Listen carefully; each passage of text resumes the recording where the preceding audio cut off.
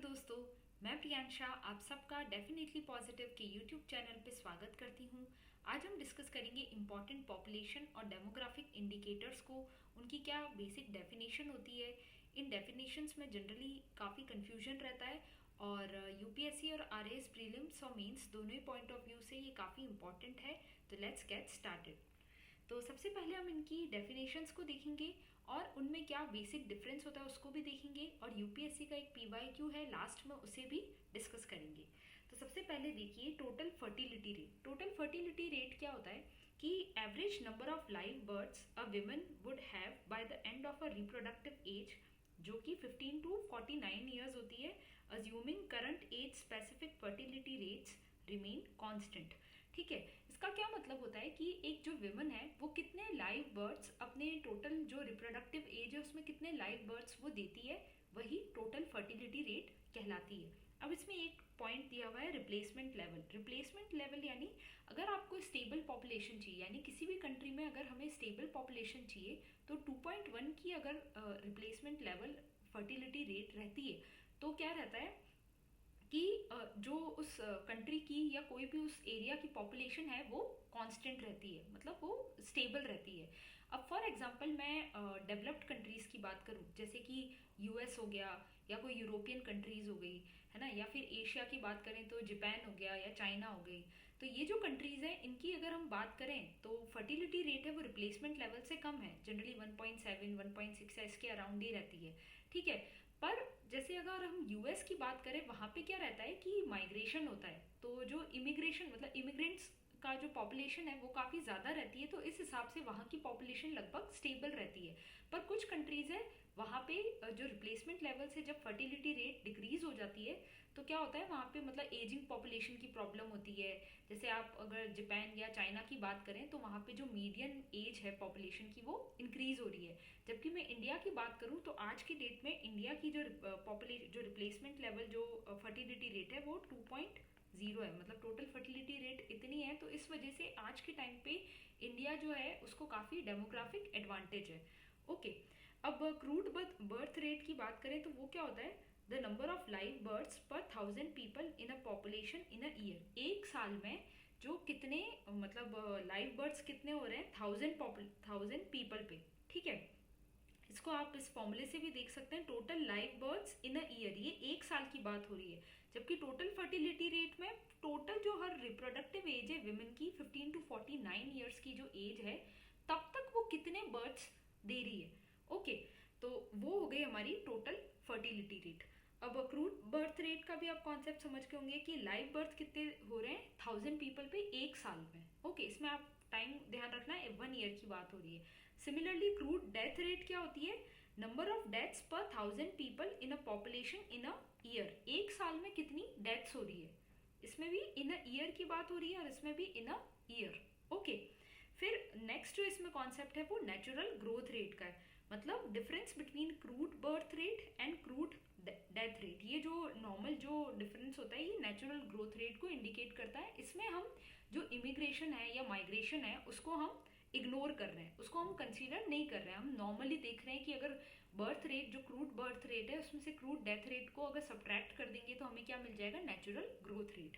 फिर नेक्स्ट इसमें कॉन्सेप्ट है इन्फेंट मोर्टिलिटी रेट का। उसका क्या मतलब होता है, number of deaths of infants under 1 year of age. इसमें इन्फेंट की बात हो रही है तो इन्फेंट्स क्या होते हैं, under 1 year of age per 1000 live birth in a given year. मतलब इसमें भी एक साल की जैसे हम बात करें इन अ ईयर, किसी भी स्पेसिफिक ईयर में इन्फेंट जो मोर्टिलिटी रेट है वो कितनी है। तो इन्फेंट जो एक साल के जो नीचे हैं उनको कहते हैं, और उनकी कितनी डेथ हो रही है per 1000 live births. Okay, infant deaths less than 1 year per total live births into 1000, मतलब 1000 लाइव बर्थ्स पे कितने इन्फेंट की डेथ हो रही है। अब सिमिलरली चाइल्ड मोर्टिलिटी रेट क्या होती है, नियरली जो मतलब जो नंबर ऑफ चिल्ड्रन है जो 1 टू 4 ईयर्स, इसमें कितना ले रहे हैं हम 1 टू 4 ईयर्स। इन्फेंट होता है वो लेस देन 1 ईयर होता है और इसमें 1 टू 4 ईयर्स पर 1000 लाइव बर्थ्स जितने चिल्ड्रन की डेथ हो रही है वो क्या कहलाता है, चाइल्ड मोर्टिलिटी रेट। ठीक है, इस एज ग्रुप की 1 टू 4 ईयर्स की एज ग्रुप। फिर अंडर 5 मोर्टिलिटी रेट क्या होता है, under the age of 5। Total अगर हम देख लें children under the age of 5 वो क्या हो जाएगा, अंडर 5 मोर्टिलिटी रेट पर 1000 लाइव बर्थ्स। तो मतलब हमारा फॉर्मूला यही वाला रहेगा, बस इसमें चाइल्ड मोर्टिलिटी रेट आएगा तब इसमें 1 to 4 ईयर्स हो जाएगी जो एज है, और अगर अंडर 5 मोर्टिलिटी रेट की बात होगी तो लेस देन 5 ईयर्स हो जाएगी। ओके, फिर नेक्स्ट हमारा जो इसमें कॉन्सेप्ट है वो मैटरनल मोर्टिलिटी रेट का है। मैटरनल मोर्टिलिटी रेट क्या होता है, नंबर ऑफ मैटरनल डेथ्स, मतलब जो चाइल्ड बर्थ या ड्यूरिंग चाइल्ड बर्थ जो मदर्स की जो डेथ होती है वो मैटरनल मोर्टिलिटी रेट कहलाती है पर 1 लाख लाइव बर्थ्स। अब आप इसमें ये चीज़ का ध्यान रखना कि इसमें 1 लाख लाइव बर्थ्स की बात हो रही है, लाइव बर्थ्स जो बच्चों का बर्थ हो रहा है उनकी बात हो रही है 1 लाख। मतलब 1 लाख बच्चों पे कितने मदर्स की डेथ हो रही है वो कहलाता है मैटरनल मोर्टिलिटी रेट। इसमें 1000 नहीं है, इसमें 1 लाख है। ओके, इस चीज़ का ध्यान रखना ज़रूरी है इन अ गिवन टाइम पीरियड। अब वो टाइम पीरियड कितना भी ले सकते हैं, जनरली 1 साल की बात होती है कि 1 साल में 1 लाख जो लाइव बर्थ्स हो रहे हैं उसमें जो मदर्स है उनकी कितनी डेथ हो रही है वो मैटरनल मोर्टिलिटी रेट है। अब इंडिया का टारगेट क्या है एज पर SDG गोल 3.1। अब SDG गोल 3 किससे रिलेटेड है, हेल्थ से रिलेटेड। ओके, तो ये SDG गोल्स की भी हम किसी एक वीडियो में बात करेंगे जिसमें हम सारे गोल्स का एक मतलब शॉर्ट ट्रिक्स भी देख लेंगे कि कैसे हम SDG गोल्स को याद रख सकते हैं। तो जो 3 है वो बेसिकली हेल्थ से रिलेटेड होता है। तो 3.1 क्या है, मैटरनल मोर्टिलिटी रेट जो है वो लेस देन 70 होनी चाहिए पर 1 लाख लाइव बर्थ्स। आज की डेट में इंडिया की क्या मैटरनल मोर्टिलिटी रेट है वो आप कमेंट सेक्शन में मुझे बताइएगा, या फिर मैं ये चीज़ तो आपको बता ही देती हूँ, 97 अराउंड है इंडिया की current maternal mortality rate.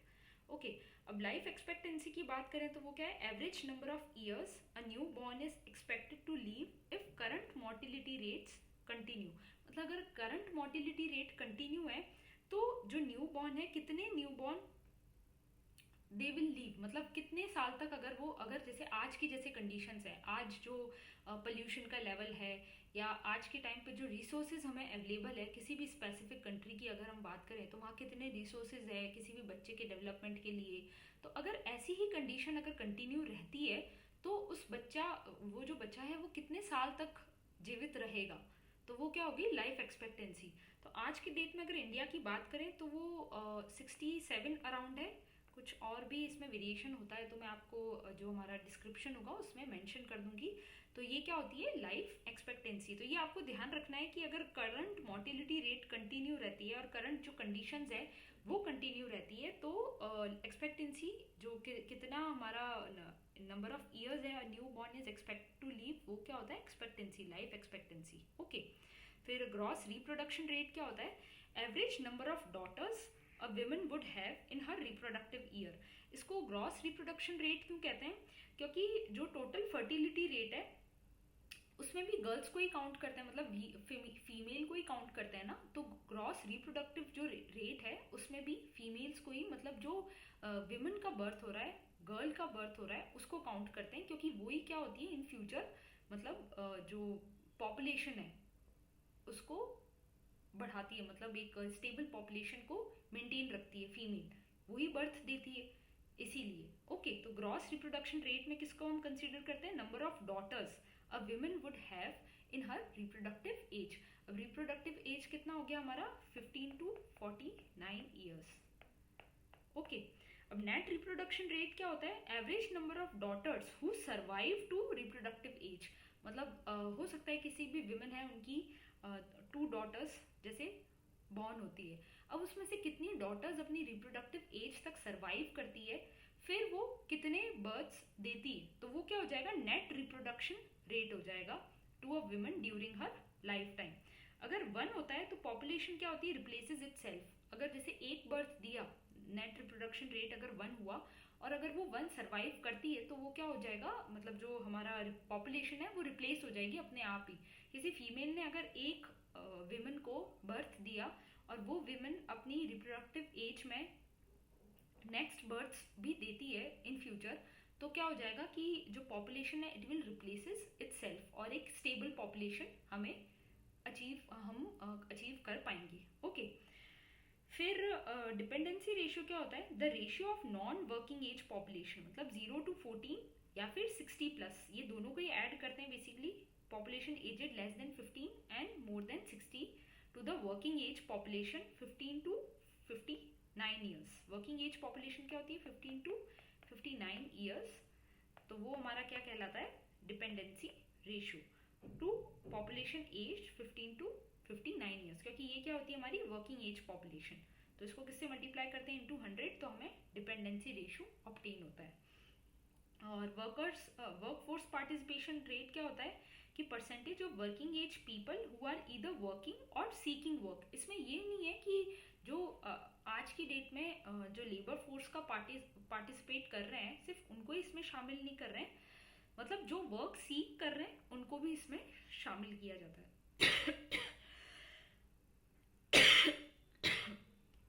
Excuse me. तो नेक्स्ट है अपना सेक्स रेशो। ये क्या होता है? द नंबर ऑफ फीमेल्स पर 1000 males in a population.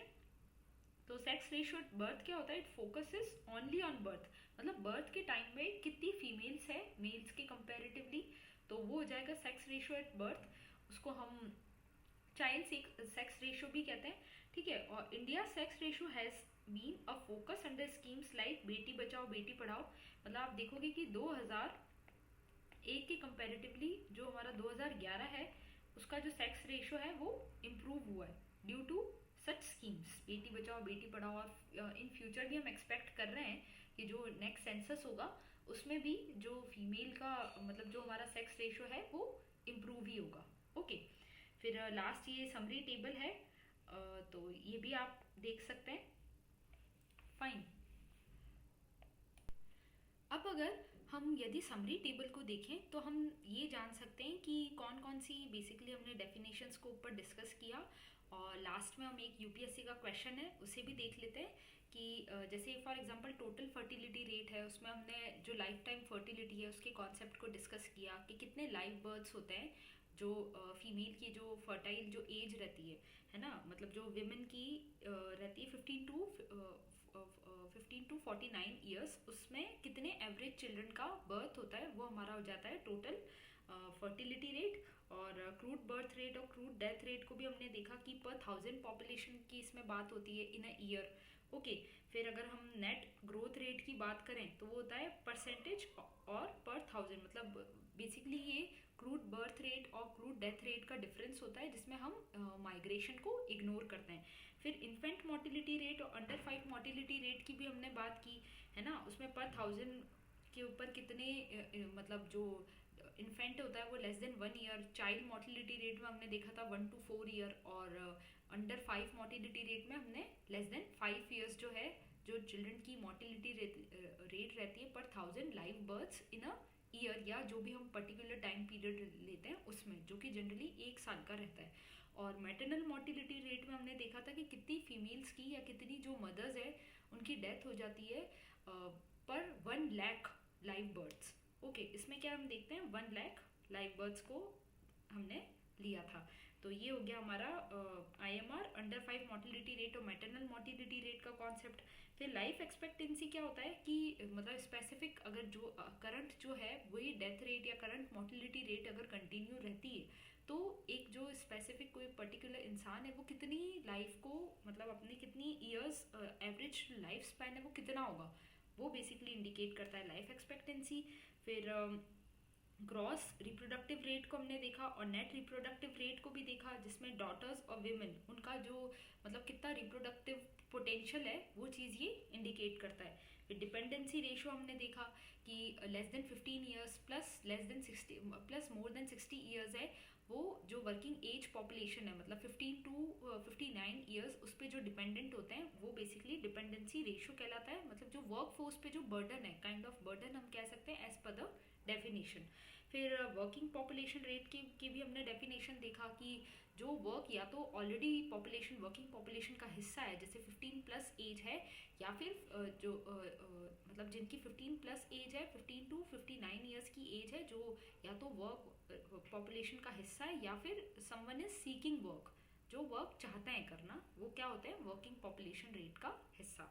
Okay, work eligible population basically. Okay, फिर सेक्स रेशो और सेक्स रेशो एट बर्थ उसको भी हमने डिस्कस किया, मतलब फीमेल्स पर 1000 मेल्स, और ये जो जेंडर डिस्ट्रीब्यूशन है उस चीज़ को इंडिकेट करता है। अब ये लास्ट में जो ये यूपीएससी का क्वेश्चन है, ये यूपीएससी के 2024 का पीवाईक्यू है। तो आप एक बार इस क्वेश्चन को अटेम्प्ट करने की कोशिश कीजिएगा और कमेंट सेक्शन में इसके आंसर को दीजिएगा। अगर आप इसे सॉल्व ना कर पाएँ तो एक बार फिर से वीडियो को से आप गो थ्रू होना और कमेंट करके मुझे इसका आंसर बताइएगा। Thank you. We will meet in the next video. और यदि आपको ये लेक्चर्स पसंद आ रहे हैं तो please subscribe to definitely positive for more such informative videos.